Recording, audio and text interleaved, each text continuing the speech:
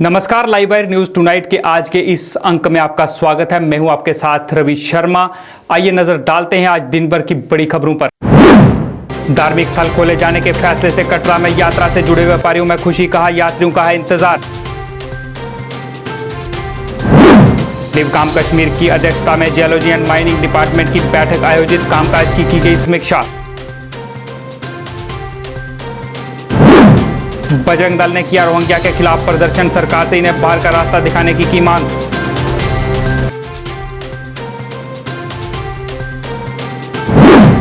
और जम्मू कश्मीर में आज से खुले सभी सरकारी दफ्तर, देखने को मिली चहल पहल।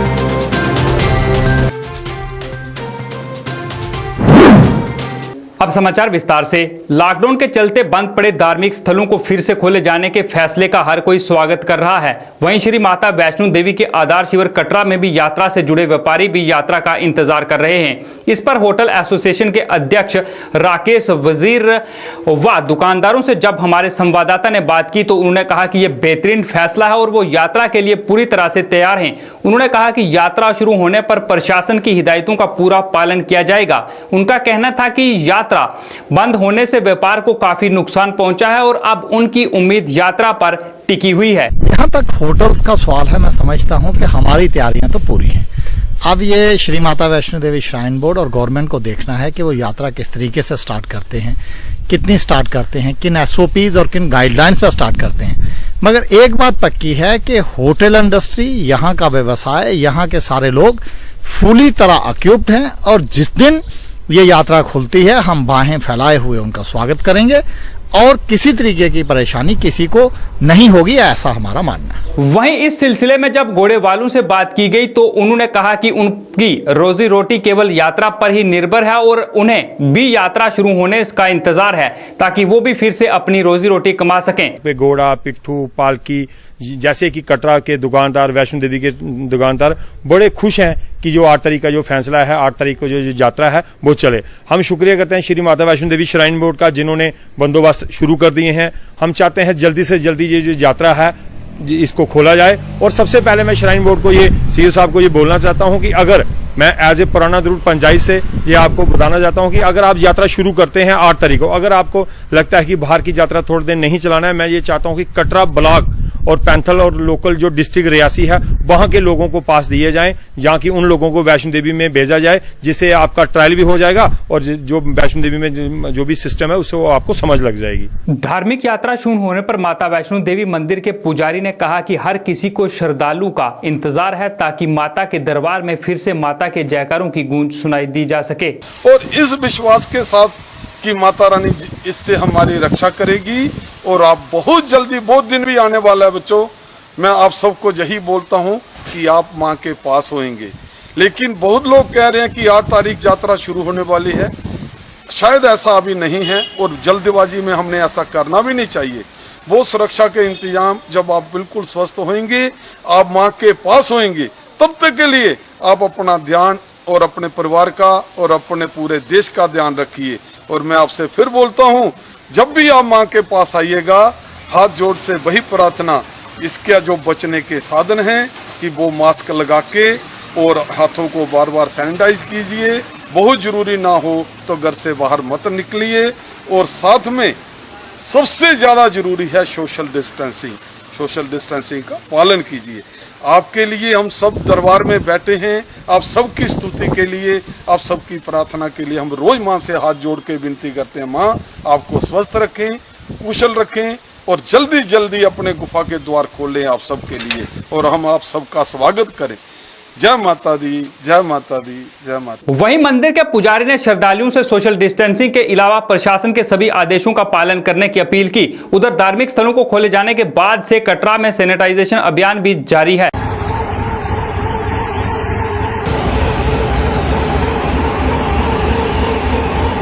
डिवकाम कश्मीर पांडुरंग पोले की अध्यक्षता में जियोलॉजी एंड माइनिंग डिपार्टमेंट की बैठक आयोजित की गई। इसमें विभाग के कई अधिकारी मौजूद थे। इस दौरान डिवकाम को विभाग के कामकाज की जानकारी दी गई।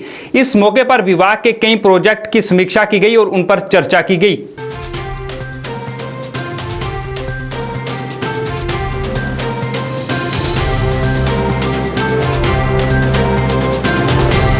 बजरंग दल ने रोहिंग्या के खिलाफ प्रदर्शन किया। उन्होंने प्रदर्शन के दौरान नारेबाजी की। दल के प्रधान राकेश बजरंगी ने कहा कि ये लोग यहां अवैध रूप से बसे हुए हैं और सुरक्षा के लिए खतरा हैं। उन्होंने बीते दिन एक नाबालिग लड़की के हुए अपहरण के मामले की भी निंदा की, जिसमें रोहिंग्याओं का हाथ बताया जा रहा है। उन्होंने सरकार से अवैध रूप से बसे रोहिंग्या को जल्द से जल्द बाहर का रास्ता दिखाने की अपील की और कहा कि अगर जल्द से जल्द इसे लेकर कोई कदम नहीं उठाया गया तो इसे लेकर प्रदर्शन और उग्र हो जाएगा, जिसकी जिम्मेवारी प्रशासन व सरकार की होगी। हमारा आज का विरोध प्रदर्शन जो है वो यूटी गवर्नमेंट और केंद्र सरकार के खिलाफ है। जिस प्रकार से कल की घटना हुई है, एक माइनर लड़की को एक रोहिंग्या लड़का जो है वो भगा कर ले गया, लेकिन पुलिस ने तत्पर कार्रवाई करते हुए उस लड़की को बरामद कर लिया। लेकिन मैं बता देना चाहता हूं, हम लगातार 8 साल से इसके ऊपर प्रदर्शन कर रहे हैं कि रोहिंग्या जो है वो देश की सुरक्षा के लिए एक बहुत बड़ा खतरा है। इनको तुरंत यहां से बाहर निकाला जाए। हमने लास्ट प्रदर्शन जो है वो गवर्नर हाउस के बाहर किया था, तो गवर्नर साहब ने एक आश्वासन दिया था कि इनकी बायोमेट्रिक की जा रही है, इनकी लिस्टें बन रही हैं, और लेकिन 2 साल बीत जाने के बाद भी अभी तक कोई भी कार्रवाई नहीं की गई। ये रोहिंग्या पशु तस्करी, गो हत्या, लैंड ग्रैबिंग, और इनके पास से 29 लाख रुपए भी कैश मिला था, वो अभी तक सामने नहीं आया। और सबसे बड़ा जो रैकेट इनका है वो है ड्रग्स का। जम्मू के यूथ को खत्म करने की एक साजिश के तहत ये ड्रग्स का कार्य कर रहे हैं और पूरे जम्मू में जो ड्रग्स ये फैला रहे हैं। हम केंद्र सरकार से और यूटीसी गवर्नमेंट से ये डिमांड कर रहे हैं कि इनको जल्द से जल्द जम्मू से बाहर निकाला जाए, अन्यथा एक बहुत बड़े पैमाने पर जो है जम्मू के अंदर आंदोलन छेड़ा जाएगा। प्रदेश में आज सभी सरकारी दफ्तर खुल गए। हालांकि जम्मू संभाग के कई हिस्सों में बारिश होने के कारण कर्मचारियों को दफ्तर तक पहुंचने में दिक्कतों का सामना करना पड़ा। आपको बता दें कि अधिकारियों से लेकर तमाम कर्मचारियों को अनिवार्य रूप से सामान्य दिनों की तरह रोजाना दफ्तर में हाजिरी देनी होगी। शुक्रवार को उपराज्यपाल प्रशासन की ओर से यह आदेश जारी कर दिया गया था। बायोमेट्रिक हाजिरी पर प्रतिबंध फिलहाल बरकरार रहेगा। वहीं गर्भवती और बुजुर्ग व्यक्तियों को स्वास्थ्य कारणों से जोखिम की श्रेणी वाले कर्मचारियों को ड्यूटी के दौरान खास एहतियात बरतने को कहा गया है। हालांकि आदेश में यह जरूर लिखा गया है कि यदि संभव हो तो ऐसे कर्मचारियों की सेवाएं घरों से लेने की व्यवस्था की जा सकती है। नागरिक सचिवालय जम्मू से सामान्य प्रशासन विभाग की ओर से यह आदेश सरकार के अतिरिक्त सचिव रोहित शर्मा ने जारी किया।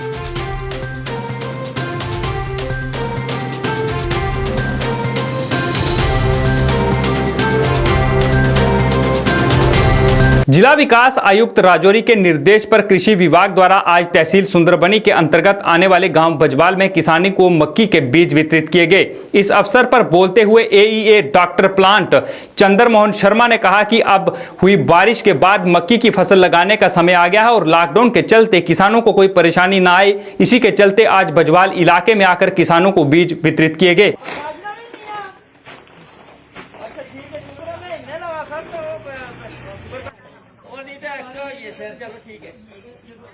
चंद्रमोहन शर्मा है। तो आज जैसे ही वर्दी डिप्टी कमिश्नर राजौरी उन्होंने हमें आदेश दिया कि फार्मर्स को जो है वो टाइमली, जो यहाँ पर बारिश हो गई है तो सोइंग का हमारा सीजन जो है तो स्टार्ट है। फार्मर्स थोड़े घबराए हुए थे कि पता नहीं सीड मिलता नहीं, क्योंकि ये सारा एरिया जो रेड जोन था। तो हमने कोशिश की है कि आज 2 स्टेप पे प्रॉपरली सोशल डिस्टेंसिंग मेंटेन करके और जो स्टैंडिंग ऑपरेटिंग प्रोसीजर्स हैं वो अडॉप्ट करके हम लोग यहाँ पर इनको सीड डिस्ट्रीब्यूट कर रहे हैं। और सुंदरबनी में भी ऐसा हो रहा है और ये बजवाल का एरिया है, यहाँ पर भी हो रहा है। और मुझे लगता है कि सबको टाइमली सीड जो है वो पहुँच जाएगा। धन्यवाद। Poultry farmers dealers and retailers association द्वारा आज अपनी मांगों को लेकर श्रीनगर में एक पत्रकार वार्ता का आयोजन किया गया। इस अवसर पर बोलते हुए एसोसिएशन के प्रधान प्रवेल वानी ने कहा कि सही दाम न मिलने की वजह से हम लोगों को भारी परेशानी का सामना करना पड़ रहा है और अब लोग इस काम को बंद करने के लिए मजबूर हो गए हैं और बहुत से लोग काम बंद कर चुके हैं। प्रवेल वानी ने सरकार से मांग की कि उनकी मांगों को पूरा किया जाए जिससे उन्हें राहत मिल सके। हमने प्रेस कॉन्फ्रेंस इसलिए बुलाई कि हमारे साथ इंसाफ किया जाए। मैं पिछले 2 महीने से वज़ीर WhatsApp director food and supply को रिप्रेजेंटेशन भेज रहा हूं। उनके साथ पंजाब के रेट्स और बिलें भी साथ में भेज रहा हूं। जो गाड़ियों में माल आता है उसका जो भी वेट लॉस होता है वो सर अंडरस्टैंड नहीं करते हैं। वो कहते हैं अगर बाहर से आपने 1 किलो माल लिया है तो वो यहाँ तक 850 ग्राम क्यों पहुंचता है, वो तो 1 किलो यहाँ भी निकलना चाहिए, जबकि इसमें वेट लॉस है। मैंने उनको बोला है कि आप एनिमल हस्बेंड्री डिपार्टमेंट के अफसरान लाइए, जो इस काम को जानते हैं, जिनको पता है कि इसमें वेट लॉस होता है, लेकिन आप अंडरस्टैंड नहीं कर रहे हैं, तो उस वजह से मैंने उनको 8 रिप्रेजेंटेशन कम से कम दिए, जिसमें से 5 रिप्रेजेंटेशनों का रेट बढ़ा था और 3 का वापस आया था रेट। और कल भी हमने एक प्रेस कॉन्फ्रेंस दी जिसमें हमने बोला कि हमें 165 रुपये रेट चाहिए, जबकि आज के डेट में हमें 160 रुपये पर टन का रेट चाहिए, क्योंकि पीछे 5 रुपये फिर डाउन आ गई मार्केट। रोज का मैंने इनको भेजा है, डिप्टी साहब को भी भेजा है, डिप्टी डायरेक्टर साहब को भी भेजा है, और इनके जो क्लर्क है उनको भी मैं रोज व्हाट्सएप करता हूं बाहर के रेट्स, मंडियों के रेट्स। क्योंकि बदकिस्मती से 2 बार हमें नुकसान हुआ है यहाँ फार्मरों को। एक तो 5 अगस्त का वाक़ा हुआ तो उसमें नुकसान हुआ है, बाहर के फार्मरों ने तो उस टाइम माल बेचा है, लेकिन यहाँ के फार्मर को नुकसान इसलिए हुआ कि कर्फ्यू हो गया है। बीजेपी नेता अदिति शर्मा ने सरकार से अपील की है कि एक बार फिर से स्कूल खोले जाने के फैसले पर विचार कर लिया जाए। उन्होंने कहा कि इस समय हालात सही नहीं और ऐसे में बच्चों को स्कूल भेजने से उन्हें भी संक्रमण का खतरा रहेगा। उन्होंने सरकार से इस फैसले पर एक बार फिर से विचार करने को कहा। भी आवाज है वो ये है कि जैसे अभी आप देख रहे हैं कि कई जगहों पे आ रहा है कि स्कूल्स में बच्चों को जाने के लिए, स्कूल्स ओपन करने के लिए, रीओपन करने के लिए हिदायत दी जा रही है। तो जहां हम सोचते हैं कि पार्लियामेंट आज बंद है, कई ऐसे लोग भी कह रहे हैं कि पार्लियामेंट बंद है और आप स्कूल्स खोलने की बात करते हैं, तो मुझे लगता है कहीं ना कहीं ये सही भी है। और छोटे छोटे बच्चों से हम कितनी भी कोशिश कर लें, हम ये सोशल डिस्टेंसिंग या फिर मास्क लगाना, सैनिटाइजेशन, इस तरह की चीजें हम उनसे फॉलो नहीं करवा सकते, कितनी भी कोशिश कर लें। और दूसरी बात ये है कि अगर इतने बल्क में छोटे बच्चों में अगर ये आना शुरू हो गया तो इसे रोकना बहुत बहुत मुश्किल होगा। इस वक्त हमें चाहिए कि हम जो भी इंस्ट्रक्शंस हैं उन्हें फॉलो करें, बच्चों को ज्यादा से ज्यादा अपने घर पे रखें, बुजुर्गों को घर पे। जिला बारामूला के अंतर्गत आने वाले कुंजर अस्पताल में उस समय अफरा तफरी का माहौल बन गया जब एक संदिग्ध कोरोना संक्रमित वृद्ध महिला को इलाज के लिए अस्पताल में भर्ती करवाया गया। क्योंकि जब महिला को इलाज के लिए अस्पताल में भर्ती करवाया गया तो उसमें कोरोना वायरस के लक्षण दिख रहे थे। वहीं कुछ समय बाद महिला को शेर Kashmir institute of medicine hospital Srinagar में रेफर कर दिया गया, जिसके बाद कुंजर अस्पताल के पूरे परिसर को सैनिटाइज भी किया गया और कुछ समय तक अस्पताल में कामकाज रोक दिया गया। सुबह मेरी नोटिस में अभी मैं यहाँ पे जब हम सैंपलिंग कर रहे थे तो उस मॉर्निंग में ही हमें पेशेंट एक आया था टंगमर्ग से फिरोजपुर। जो भी पेशेंट हॉस्पिटल में आया है उसके अटेंडेंट्स अंदर आए हैं, मेरी डॉक्टर साहिबा थी वहाँ पे, उसको बोला है कि पेशेंट काफी क्रिटिकल पोजीशन में है। हमने उस पेशेंट को देखा, उसने बोला कि मैं पेशेंट को बाहर ही गई देखने के लिए, मतलब इसकी पोजीशन देख के मैंने एकदम पेशेंट को अंदर लिया। इमरजेंसी रूम में मैंने ऑक्सीजन लगाया, न्यूबलाइजेशन की जो हम करते हैं, फर्स्ट एड देते हैं, क्योंकि काफी डिस्ट्रेस में पेशेंट था। उसके बाद ये सारा हमने किया, उसके बाद रेफरल किया विद प्रॉपर प्रोटोकॉल। उसके बाद मेरी डॉक्टर साहिबा ने इन्फॉर्म हमारी म्यूनिसिपलिटी डॉक्टर साहब को किया और हमने भी अपने जो हमारे स्टोर कीपर है, फ्यूमिगेशन जो करते हैं, जो इंचार्ज है हमारे डॉक्टर साहब इसके, हमने उनको इन्फॉर्म किया पहले पूरा हॉस्पिटल। पीएचई व अन्य कई विभागों के डेलीविजर्स के नए भर्ती नीति और इसके तहत निकाली गई नई भर्तियों पर रोष जताया गया है। एक प्रेस कॉन्फ्रेंस में पीएचई डेलीविजर्स एसोसिएशन के प्रधान तनवीर हुसैन ने कहा कि जो नई नौकरियां निकाली गई हैं उनमें पहले डेलीविजर्स का हक होना चाहिए, जो कि पिछले कई सालों से अपने हक के लिए संघर्ष कर रहे हैं। तनवीर हुसैन ने सरकार से इस फैसले को वापस लेकर डेलीविजर्स को उनका हक देने की मांग की। देखिए सर, आज की जो प्रेस कॉन्फ्रेंस यहाँ पे ऑर्गेनाइज की है जिसमें डिफरेंट डिपार्टमेंट के प्रेसिडेंट्स यहाँ पे आज आए हैं और हम ये मैसेज देना चाहते हैं जम्मू कश्मीर एडमिनिस्ट्रेशन को, जो new recruitment positive fourth class की यहाँ पे हुई है। सबसे पहले मैं ये बात कहूँगा कि जम्मू कश्मीर की जितनी भी फोर्थ क्लास वैकेंसियाँ हैं वहाँ पे उनका हक जो यहाँ के कैजुअल का है, डेलीविजर्स का है। आपने बाहर से उठा के जो है पैराशूट के जरिए आप यहाँ पे लोगों को जो एम्पावर कर रहे हैं, ये हम बर्दाश्त नहीं करेंगे। तो आज हमारा सीधा मैसेज सरकार को यही है कि इस आर्डर को वापस लिया जाए, नहीं तो हम रोडों का भी रुख करेंगे और एसएस सर्विस को भी बंद करने की जरूरत पड़ेगी, वो भी करेंगे। और अगर कोर्ट का दरवाजा खटखटाना पड़ेगा उसके लिए भी हमारी लीगल टीम से लगातार एक हफ्ते से मीटिंगें चल रही हैं। और 8 तारीख को जो यहाँ पे कैट का जो ओपनिंग हो रही है, क्योंकि एम्प्लॉयज सारे कैट के थ्रू ही होंगे अब, तो उसके लिए भी हम तैयारी कर रहे हैं। इसलिए हम ये चाहते हैं कि कोविड-19 के हालात में जो हमारे साथ ड्यूटी दी है और लोगों को अस्पताल पानी पहुंचा रहे हैं, सर्विसें दे रहे हैं, उसमें कोई कमी न आए। इसके लिए जो हम सरकार को बताना चाहते हैं कि हमें मजबूरन कि हम रोडों पर आए, इसलिए सरकार हमारे इस मुद्दे को हल कीजिए, नहीं तो आगे आने वाला जो वक्त होगा वो बहुत ही बुरा एडमिशन के लिए होगा और जम्मू कश्मीर के आवाम को कोई परेशानी आएगी उसके लिए भी हम। दक्षिण कश्मीर के अवंतीपुरा क्षेत्र में राष्ट्रीय राजमार्ग 44 से सटे 3.5 किलोमीटर लंबे रनवे का निर्माण शुरू कर दिया गया है। रनवे पर काम युद्ध स्तर पर शुरू हो रहा है और 3.5 किलोमीटर लंबे रनवे का इस्तेमाल किसी भी आपात स्थिति में फाइटर जेट के लिए आपातकाल रनवे के रूप में किया जाएगा।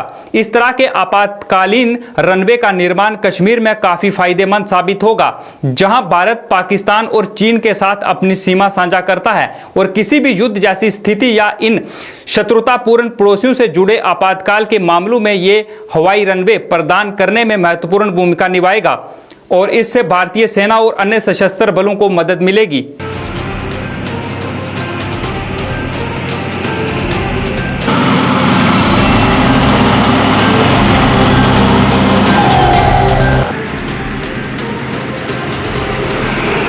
आगे श्रीनगर में जैसे हालात कभी खराब होते हैं उस टाइम में, या कभी आगे किसी के साथ युद्ध की स्थिति बनती है उस टाइम में हमें यहाँ से ये एरोप्लेन लैंड कर सकते हैं या उड़ाने भर सकते हैं यहाँ से हवाई जहाज। ये हमें हमारी ये तो NHI की तरफ से है, जितने भी NHI ये हाईवे है उनके ऊपर हर एक के ऊपर बनाने की डिमांड हुई है।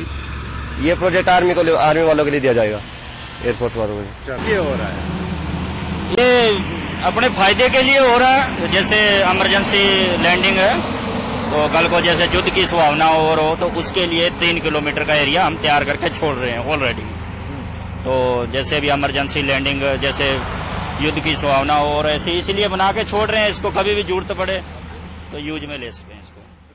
आज जिला पुंछ में आयुष डिपार्टमेंट की ओर से 72वीं बटालियन CRPF कंपनी में मेडिसिन कैंप लगाया गया, जहां आयुष डिपार्टमेंट की ओर से जवानों को जागरूक किया गया और साथ ही मेडिसिन किट भी दी गई। इस मौके पर district nodal officer doctor Khalil Anjum और कंपनी कमांडर संजीव बागड़ी मुख्य तौर से मौजूद रहे, जिन्होंने इन दवाइयों के लाभ के बारे में जानकारी दी। जम्मू एंड कश्मीर की तरफ से हमारे डायरेक्टर डॉक्टर मोहन सिंह की हदायत पे हमें इम्यूनिटी बूस्टिंग अद्वियात मिली थी, जो हमने फ्रंट लाइन वर्कर्स को पूरे डिस्ट्रिक्ट में हम तकसीम कर रहे हैं, जिनमें हमने पुलिस, हमारे PDD के एम्प्लॉइज, बैंक के एम्प्लॉइज, उसके बाद PHE और दूसरे पुलिस के जितने कर्मचारी जो नाकों पे काम कर रहे हैं उनको दिया था। लेकिन हमारे जो सिक्योरिटी फोर्सेज के लोग हैं जो बॉर्डर के साथ साथ एक तो देश की हिफाजत कर रहे हैं, दूसरा ये नाकों पे भी इनकी ड्यूटी लगी हुई है ये जगह जगह, और ये भी एक्सपोजर इनका होता है और नाकू पे क्योंकि रहते हैं पब्लिक में तो इनको इन्फेक्शन होने का काफी चांसेस है। अपने जवान के लिए पूरी सुरक्षा अपनी तरफ से करते हैं, जो भी इंस्ट्रक्शन हमारे हायर अथॉरिटी से आते हैं हम पूरा पालन करते हैं। फिर भी कुछ कमियां रह जाती हैं क्योंकि हमें पब्लिक के बीच में ड्यूटियां करनी पड़ती हैं, और जब आयुष की टीम यहाँ पर आई इन्होंने हमको अपना बहुमूल्य समय दिया, हमारे जवानों को भी ब्रीफ किया। अब मुझे लगता है कि हमारे जवानों का जो कॉन्फिडेंस लेवल है ड्यूटी में वो डबल हो गया अभी, हम अपनी ड्यूटी को और अच्छी तरह से कर पाएंगे। गुरु रविदास की 622वीं जयंती पर उन्हें याद किया गया। इस सिलसिले में RSपुरा के सलेड गांव में गुरु कबीरदास मंदिर में पूजा अर्चना की गई और उनका आशीर्वाद लिया गया। इस मौके पर युवाओं से गुरु रविदास जी के दिखाए रास्ते पर चलने की अपील की गई। वहीं all India confederation of SC ST OBC द्वारा गुरु रविदास जी की जयंती पर जरूरतमंद लोगों में राशन वितरित किया गया। इस मौके पर संस्था के प्रधान RK कलसोत्रा ने कहा कि आज के दिन सभी को दुआ करनी चाहिए कि अमन, शांति और भाईचारा कायम रहे। कबीर साहब को याद कर रही है, उनके महान उपदेशों को याद कर रही है। वो इक्वालिटी चाहते थे, कास्टलेस सोसाइटी चाहते थे, कास्ट सिस्टम की उनका विरोध करते थे, सबको एक समान देखते थे, ब्रदरहुड पैदा करना चाहते थे। उसी सिलसिला में आज हमने उनको याद किया है। और कुछ जो कोविड-19 है, लोगों में बड़ी परेशानी है, जो अनऑर्गेनाइज्ड वर्कर हैं उनको कुछ अपनी तरफ से कोई राशन पानी और ग्रोसरी। आइए अब चलते चलते नजर डालते हैं आज के मौसम और तापमान पर।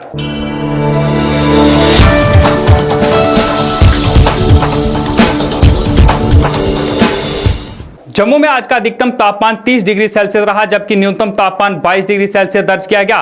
वहीं कश्मीर की बात करें तो कश्मीर में आज का अधिकतम तापमान 24 डिग्री सेल्सियस रहा, जबकि न्यूनतम तापमान 14 डिग्री सेल्सियस दर्ज किया गया। वहीं मौसम विभाग के अनुसार आने वाले 24 घंटे में धूप के साथ साथ हल्के बादल छाए रहेंगे। लाइव वायर न्यूज टुनाइट के आज के अंक में फिलहाल इतना ही। अब मुझे दीजिए इजाजत, मगर आप देखते रहें लाइव वायर। नमस्कार।